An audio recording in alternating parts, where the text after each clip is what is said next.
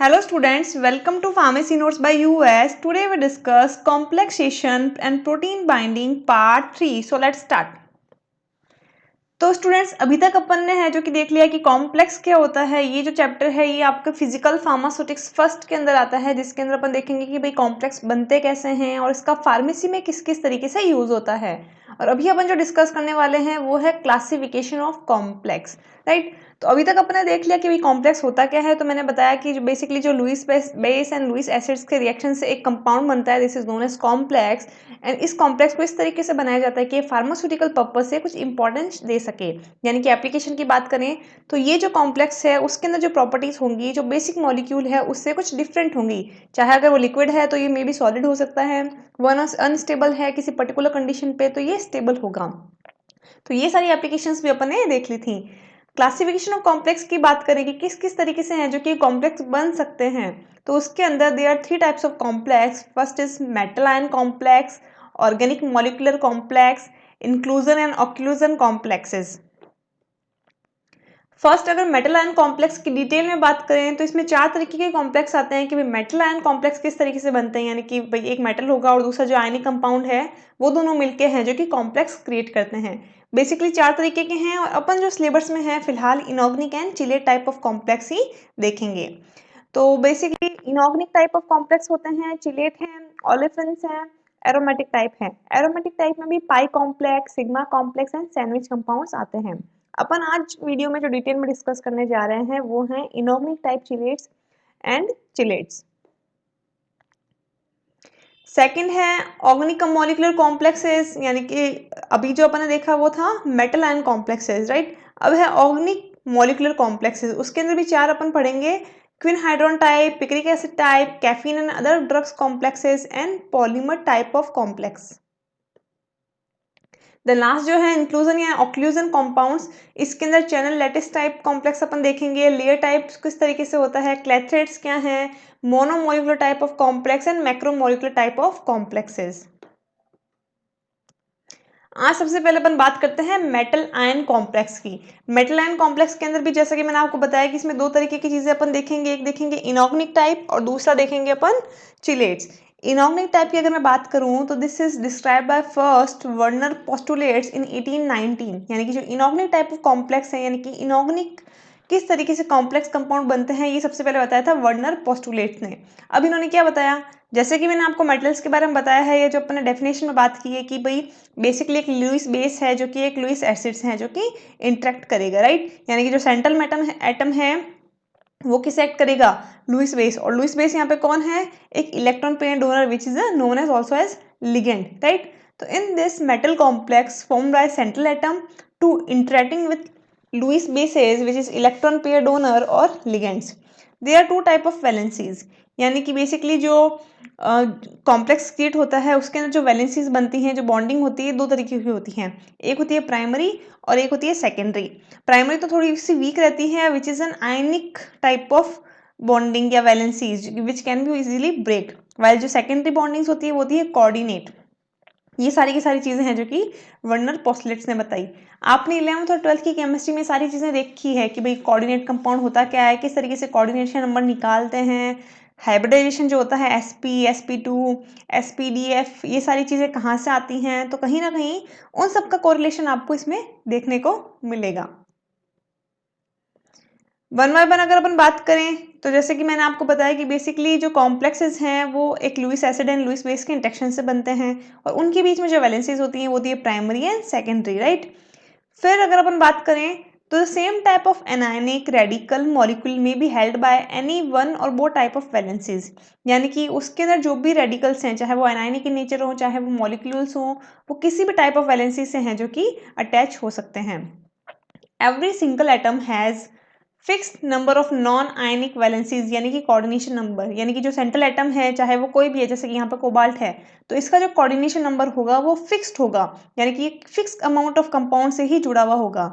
जैसे कि आपको पता हो कोऑर्डिनेशन नंबर ऑफ कोबाल्ट होता है जो 6 होता है, तो अगर आप गौर से देखेंगे तो यहाँ पे भी ये 6 मॉलिक्यूल से है जो कि अटैच आपको देखने को मिलेगा। The coordination atom occupy the first sphere, coordination sphere and other atoms occupy second और आयोनाइजेशन स्फीयर। अब ये क्या है, यानी कि जब आप इस स्ट्रक्चर को लिखते हो तब आप नोट करते हो कि इस तरीके से obviously this is metal and they are the ligands while this is ion. तो जब अपन इसको स्ट्रक्चर के रूप में लिखते हैं तो इतना इतना जो पार्ट है जो कि मॉलिक्यूल एंड लिगेंड से अटैच्ड है, इसे तो अपन कहते हैं कोऑर्डिनेशन स्फीयर। पर पूरे की अगर अपन इसकी बात करें तो this is known as ionization sphere. Neutral molecule ions में सेटिस्फाइड नॉन आयनिक वैलेंसीज, यानी कि बेसिकली जो भी इसके अंदर अटैच्ड सिस्टम्स हैं वो पूरी की पूरी वैलेंसीज को सेटिस्फाई करते हैं और उसके कारण ही है जो कि कोऑर्डिनेशन नंबर है जो जनरेट होता है। The non ionic valencies are direct to specific position in space. Obvious है, जब आप इसकी स्ट्रक्चर देखोगे तो जैसे कि मैंने आपको बताया कि हाइब्रिडाइजेशन में आपने देख रखा है sp, sp2, sp3 according to their number, right, sp3d, ये सारी चीज़ें कहाँ से आती हैं और इसके हिसाब से भी जो आपका मॉलिक्यूल है वो एक पर्टिकुलर स्ट्रक्चर बनाएगा, चाहे लीनियर हो चाहे ट्राइंगल हो, इस तरीके से। तो यहाँ पे ये सारी की सारी चीज़ें डिपेंड होती हैं कि जो आयनाइजेशन चैम्बर हैं जिसके अंदर वो उसके मॉलिक्यूल्स हैं वो किस तरीके से उससे अरेंज होते हैं और हाइब्रिडाइजेशन किस तरीके का क्रिएट होता है। अगर अपन डिटेल में इन चीज़ों को देखने की कोशिश करें तो यहाँ पे जैसे मैंने एक मॉलिक्यूल लिया है which is cobalt chloride ammonium chloride. अब इसका अगर अपन नाम देखें IUPAC की, तो जैसे कि मैंने आपको बताया कि कोऑर्डिनेशन नंबर में कोबाल्ट का कोऑर्डिनेशन नंबर कितना है 6, तो इसमें 6 मॉलिक्यूल ही इससे अटैच होंगे, बाकी क्या हो जाएगा इसका आयोनाइजेशन स्फीयर, राइट। यानी कि कोबाल्ट तो क्या हो गया, एक मेटल हो गया। ये जो कंपाउंड है यानी कि जो कोबाल्ट से जुड़े हुए कंपाउंड्स हैं जो कि कोऑर्डिनेट नंबर है यानी कि 6, तो वो तो इसका हो गया पूरा का पूरा कोऑर्डिनेशन स्फीयर। बाकी जो आयंस इनसे अटैच्ड हैं वैलेंसीज को न्यूट्रल करने के लिए, this is known as ionization sphere. In the solution compound ionize to form this particular molecule, यानी जैसे ही आप इसको सॉल्यूशन में डालोगे तो जो ये पर्टिकुलर कंपाउंड है इस तरीके से है जो कि सिस्टम में डिसोशिएट हो जाएगा, क्लोराइड के मॉलिक्यूल अलग हो जाएंगे और ये कॉम्प्लेक्स आपको अलग देखने को मिलेगा। Central chlorine do not precipitate with silver nitrate. अब ये चीज़ क्या है, जैसे कि मैंने आपको बताया, सपोज आप इस कंपाउंड की रिएक्शन है जो कि सिल्वर नाइट्रेट से करते हैं, ओके। तो सिल्वर नाइट्रेट से जैसे ही आप एक रिएक्शन करोगे तो क्या होगा, obviously you find a precipitate of silver chloride. But ये कहना चाह रहे हैं कि जो सेंट्रल मॉलिक्यूल है यानी कि ये वाला मॉलिक्यूल है वो इससे अटैच नहीं होगा और AgCl नहीं बनेगा। अगर आपने इसमें AgNO3 डाला तो अगर आप देखो तो यहाँ पे 3 मॉलिक्यूल क्लोरीन के हैं, यानी कि आपको 3 मोल्स ऑफ AgCl मिलना चाहिए, बट यहाँ पे आपको ओनली मिलता है 2 मोल ऑफ AgCl। वाई, क्योंकि अपने को पता है कि कोऑर्डिनेशन नंबर ऑफ कोबाल्ट कितना है 6, तो ये कंपाउंड तो वो अपने आप को नहीं छोड़ेगा। रेस्ट ऑफ इसके पास आयंस कितने बचे हैं, only 2, then the precipitated AgCl be of only 2 molecule. Substrate and ligands are bonded with coordination bonds. Obvious है, जैसे कि मैंने आपको बताया कि जो लिगेंड्स हैं जो मेटल से हैं एक पर्टिकुलर इंटरेक्टिव फोर्सेस से अटैच होते हैं। अब वो कोऑर्डिनेशन नंबर है या डिफरेंट टाइप्स ऑफ बॉन्ड्स हैं, it is depend on their properties. तो mostly the substrate and ligands, substrate यानी कि जो मेटल है, are bonded with the coordination bond. Then groups such as chloride, ammonia in the coordination sphere are called ligands, donate electron to a central atom। जैसा कि मैंने आपको बताया कि बेसिकली एक होता है लुईस बेस एंड एक होता है लुईस एसिड। एक डोनेट करता है एक एक्सेप्ट करता है, दोनों के बीच में शेयरिंग होती है, then they will make a complex. तो अगर अपन बात करें तो कोबाल्ट क्या है यहाँ पे, ये है आपका electron acceptor while they are electron donor. दोनों आपस में कोऑर्डिनेट कंपाउंड है जो कि क्रिएट करते हैं। Coordination number is maximum number of atom and group that combine with the central atom to coordination sphere. यानी कि कोऑर्डिनेशन नंबर होता क्या है, जैसे कि मैंने आपको बताया कि कोबाल्ट का कितना है 6। अब ये 6 नंबर क्या है, 6 उसका वो मैक्सिमम नंबर है कि भाई इससे ज़्यादा मैं अपने आप से ग्रुप को अटैच नहीं कर सकता। यानी कि cobalt have that 6 number to attach atoms and group that combine and create a coordination sphere। And as coordination number of cobalt is 6, जैसे कि coordination number of cobalt कितना है 6, ये चीज़ निकाल भी सकते हैं और आपने सीखी भी होगी किस तरीके से इन चीज़ों को निकाला जाता है। जैसे कोबाल्ट का निकलना तो this is known as x, and chloride की वैलेंसीज कितनी होती है, अमोनिया की कितनी है, उसके हिसाब से जब आप निकालते हैं देन x या cobalt will be you get 6। अब ये चीज़ आती कैसे है, और जैसे मैंने आपको बताया कि जो हाइब्रिडाइजेशन होता है वहाँ पे कैसे डिसाइड होता है कि स्ट्रक्चर क्या बनेगी। तो obviously according to their molecular number जो होता है एटॉमिक नंबर, उसके हिसाब से इसका हाइब्रिडाइजेशन होता है, उसमें आपको S, P, D and F देखने को मिलता है। तो जब आप कोबाल्ट का देखेंगे तो कोबाल्ट के अंदर आपको देखने को मिलेगा कि जो 3D ऑर्बिटल्स हैं वो मोस्टली इसके एम्प्टी होते हैं। इसके चक्कर में इसके अंदर जो पर्टिकुलर अपने को देखने को मिलता है hybridisation, this is D2sp3।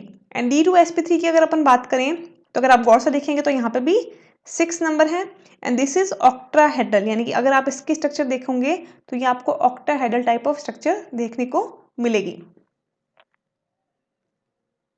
Which they participate in complexation, यानी कि जो इसके अंदर रेस्ट ऑफ जो खाली जगह आपको देखने को मिलेगी वहां पे जो लिगेंड के लॉन पेयर हैं वो अटैच हो जाएंगे और एक तरीके का कॉम्प्लेक्स को क्रिएट करेंगे। एग्जाम्पल के रूप में अगर अपन देखें तो जैसे सपोज किसका कोऑर्डिनेशन नंबर 2 है तो वो ऑर्बिटल कॉन्फ़िगरेशन क्या करेगी, ऑलवेज है sp, बॉन्ड जियोमेट्री उसकी रहेगी लीनियर, इस तरीके की उसकी स्ट्रक्चर होगी। एग्जाम्पल की बात करें तो O2। वाइल अगर अपन कोऑर्डिनेशन नंबर 3 की बात करें तो ऑब्वियस है sp2। अगर आपको याद है तो आपने इस तरीके से देखा भी होगा 1s 2s 3s, right. Then इस तरीके से अपन इसको कैलकुलेट करते हैं according to their molecular number. sp2 की बात करें तो वो ट्रायगोनल शेप देगा, एग्जांपल इज BCl3। sp3 की बात की जाए tetrahedral structure, example is CH4, structure is look like this. DsP2 की बात करें तो they are square planar, basically they are exception जहाँ पे D जो है वो पहले एम्प्टी हो जाता है, तो इस तरीके से है जो कि लिगेंड्स हैं जो कि कॉम्प्लेक्स क्रिएट कर लेते हैं। Here is the example. Then DsP3 bipyramid and D2sp3 is octahedral, जो कि अपन ने एग्जाम्पल अभी देखा। सो बेसिकली सेंट्रल एटम किस तरीके से है जो कि दूसरे आयन से है जो कि अटैच्ड है और किस तरीके का कॉन्फ़िगरेशन करता है और कॉन्फ़िगरेशन के अंदर किस तरीके की स्ट्रक्चर्स बनती है, ये अपन इसमें देख सकते हैं। बहुत डिटेल टॉपिक है और ये चीज़ें मैंने आपको आपने 11th और 12th में बहुत अच्छे से पढ़ रखी होंगी, वो चीज़ें आपके जानने लायक अभी फिलहाल ज़रूरत नहीं है। अभी बस आपको इतना ध्यान रखना है कि कॉम्प्लेक्स है बेसिकली फार्मेसी में इसलिए बनाए जाते हैं ताकि अपन किसी ना किसी एप्लीकेशन के रूप में उसको यूज़ कर सकें, चाहे वो स्टेबिलिटी हो चाहे वो उसकी टॉक्सिसिटी को कम किया जाए इस तरीके से। अब कौन सा पर्टिकुलर कॉम्प्लेक्स बनता है किस कंपाउंड में या अपने को वैसा वैसा ही कंपाउंड किसी दूसरे में रिक्वायर्ड है, उसके लिए ये जानना जरूरी है कि कॉम्प्लेक्सेस कितने तरीके के होते हैं। ओके, तो अभी अपन ने जो मॉलिक्यूलर के अंदर देखा है विच इज इनऑर्गेनिक टाइप, उसी के अंदर अपन देखते हैं चिलेट्स, यानी कि ये क्या होते हैं, basically a substance containing two or more donor groups may combine with a metal to form a special type of complex known as chelate। यानी कि बेसिकली कहा यह गया है कि जब जो डोनर ग्रुप्स हैं वो दो से ज़्यादा हों तब जब वो मेटल से जुड़ते हैं तो दिस इज नोन एज जो कॉम्प्लेक्स बनता है जिसे अपन चिलेट कहते हैं। Mostly the some of the bonds in chelate may be ionic और the primary covalent type whereas others are coordinate covalent links, यानी कि इसके अंदर भी दो तरीके के रहेंगे, एक प्राइमरी रहेगा एक सेकेंडरी रहेगा। प्राइमरी रहेगा आयनिक वाइल जो सेकेंडरीज रहेंगे वो basically coordinate covalent type of bonds रहेंगे। When the ligands provide one group of attachment to the central ion, this chelate is known as monodentate। यानी कि जब केवल एक ग्रुप है जो कि सेंट्रल आयन से अटैच होगा, सेंट्रल मेटल से अटैच होगा, तो उसे अपन कहेंगे मोनोडेंटेड। दो अटैच होंगे तो डाइडेंटेड, तीन होंगे तो ट्राइडेंटेड, और इस तरीके से अगर 6 हो रहे हैं तो this is known as hexadentate. यानी कि जितने लिगेंड्स हैं जो कि मेटल से अटैच होते रहेंगे उसके हिसाब से इसका जो नाम है वो भी चेंज होता रहेगा।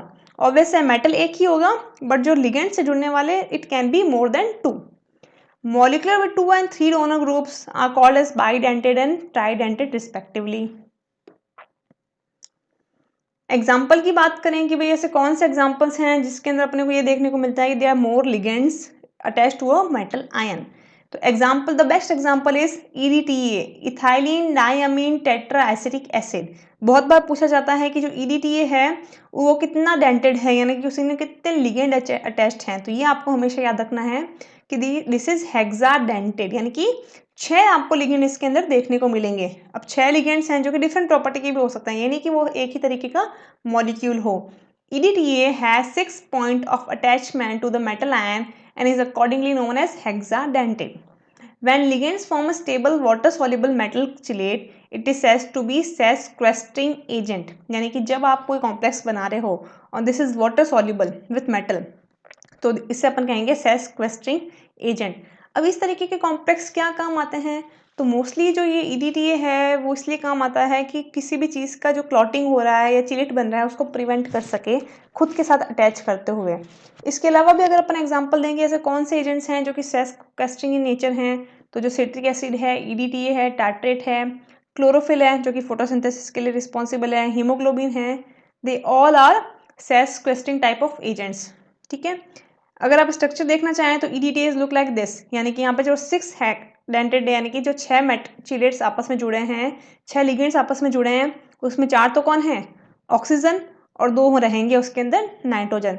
इस तरीके से जो EDTA है यानी कि इथाइलिन डायमीन टेट्राएसिटिक एसिड है विच इज हेक्साडेंटेड। एप्लीकेशन की बात करें कि ये जो चिलेट्स अपन यूज़ कर रहे हैं इसकी एक्चुअल में एप्लीकेशंस क्या हैं, अपन ऑब्वियसली इसको एक मॉडिफाई तरीके से सिंथेटिक तरीके से बना रहे हैं तो इसका कोई ना कोई अपने एप्लीकेशन भी लेंगे फार्मेसी पर्पज से, तो वो एप्लीकेशन कौन सी है। तो सबसे पहले अगर मैं एप्लीकेशन की बात करूं तो टू इंक्रीज द सॉल्युबिलिटी, यानी कि सॉल्युबिलिटी को इंक्रीज करने के लिए भी चिलेट्स बनाए जाते हैं। अब एग्जाम्पल अगर देखे जाएँ तो जैसे fruit juice and drugs which contain ascorbic acid when attached to ferrous और copper they create oxidative degradation. Addition of EDTA stable the system by precipitating them differently.